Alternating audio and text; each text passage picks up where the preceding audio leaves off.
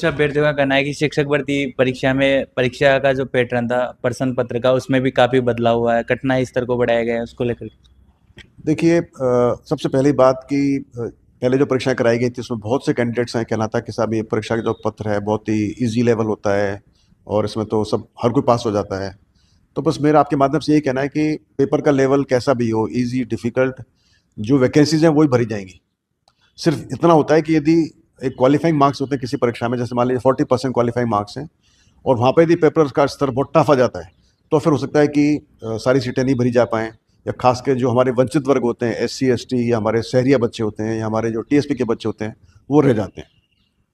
लेकिन जिस परीक्षा के अंदर 40% वाला क्राइटेरिया नहीं होता है, उस परीक्षा में पेपर टफ हो ईजी हो कोई फ़र्क नहीं पड़ता, क्योंकि यदि बच्चा एक नंबर भी लेकर आ रहा है तो बच्चा पास हो जाएगा और सिलेक्ट हो जाएगा। तो जहाँ तक प्रश्न पत्र टफ का सवाल है, यस, थोड़ा सा डिग्री और डिफ़िकल्टी हम चाहते थे अलग करना। हम चाहते थे कि हमारे जो टीचर्स बनते हैं, जिनके कंधों पर बोझ होगा अपने भविष्य को सुधारने का, अपनी नई पीढ़ी को बनाने का, उनके पास अच्छी समझ होनी चाहिए। वो सिर्फ रट कर पास हो जाए परीक्षा के अंदर, हम चाहते थे वो नहीं हो। हम चाहते थे थोड़ी उनकी अंडरस्टैंडिंग हो।